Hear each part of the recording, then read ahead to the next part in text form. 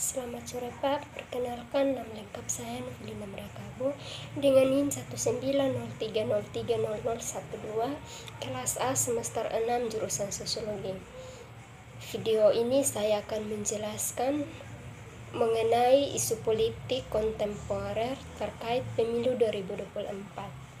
Dalam kehidupan negara yang berpolitik, maka dikenal istilah partisipasi politik yang dapat diartikan sebagai keikutsertaan dan keterlibatan seorang individu masyarakat dalam kegiatan politik di negaranya. Partisipasi politik tersebut diambil contohnya seperti 454 dalam pemilu dengan memberikan hak suara dalam pemilihan umum. Maka individu tersebut sudah memiliki partisipasi politik. Partisipasi politik dalam bentuk segala apapun tentu saja memiliki pengaruh terhadap kebijakan pemerintah atau public policy. Contoh lain yang dapat dilakukan partisipasi politik adalah mengikuti kegiatan hubungan dan lobi dengan pemerintah setempat. Selain itu, seorang calon legislatif yang terpilih dalam pemilihan umum juga dapat dikatakan sebagai individu yang memiliki partisipasi politik dalam artian yang lebih luas. Indonesia merupakan negara demokrasi. Demokrasi diartikan sebagai sebuah bentuk sistem politik suatu negara dan juga merupakan budaya politik suatu bangsa. Kebanyakan rezim menyatakan dirinya demokratis dan rezim yang tidak demokratis selalu berusaha menyatakan diri menuju demokrasi, meskipun seluruhnya tidak disambut baik oleh pendukung demokrasi. Dalam perkembangan sistem politik di beberapa negara tentu saja mengalami proses yang cukup panjang, bahkan seringkali terjadi kudeta. Dalam peralihan kekuasaan, masyarakat biasanya peralihan kepemimpinan melalui kudeta biasanya terlibat dalam hal ini. Selain membutuhkan massa yang cukup banyak, dalam kudeta juga dibutuhkan persenjataan yang lengkap. Karenanya, kekuatan bantuan militer juga tidak boleh diragukan. Selain beberapa negara di dunia, Indonesia dalam perkembangannya juga mengalami tahap-tahap pergantian sistem pemerintahan. Pemilihan umum dijadikan sebagai salah satu sarana untuk mencapai tujuan, yaitu peralihan kekuasaan. Namun selain pemilihan umum, peralihan kekuasaan juga mengalami berbagai kudeta. Misalnya, ketika mahasiswa mengangkat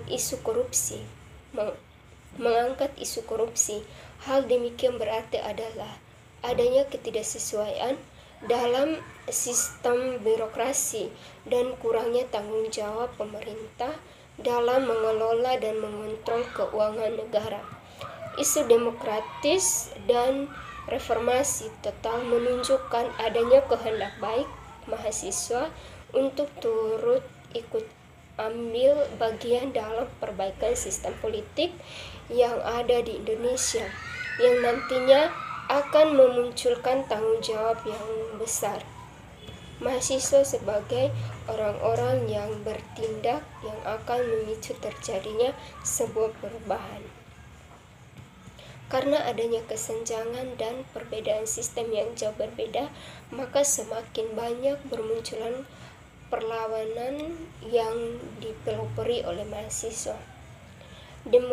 Demonstrasi yang pada awalnya hanya dilakukan di dalam kampus berubah menjadi demonstrasi besar-besaran. Mahasiswa dengan tegas menuntut perbaikan dan pembenahan perekonomian yang kian memburuk pada saat itu berubah menjadi pembuktian kepemimpinan nasional. Karena perjuangan besar-besaran yang dilakukan oleh mahasiswa, maka robohlah era pemerintahan Presiden Soeharto. Awal mula demonstrasi ini terjadi karena Soeharto mengumumkan dirinya akan menjadi presiden kembali setelah pemerintahan sangat lama. Ini dipengaruhi oleh terpilihnya Golkar sebagai pemenang pada pemilu tahun 1997. Tak hanya itu, setelah demo selesai, antara mahasiswa dan polisi masih bersitegang saling menyalahkan. Mahasiswa menyalahkan petugas keamanan yang cenderung kasar, sementara aparat menyalahkan mahasiswa yang tidak bisa berdemonstrasi secara damai. Apabila mahasiswa di zaman Orde Baru ditangkap karena ideologi dan pemikirannya yang berseberangan dan tidak sependapat dengan pemerintah. Inilah alasan mengapa mahasiswa disebut pembawa perubahan atau agent of change, yaitu karena mereka berani mempertahankan dan menyampaikan aspirasi rakyat bahwa jika nyawa mereka menjadi taruhannya.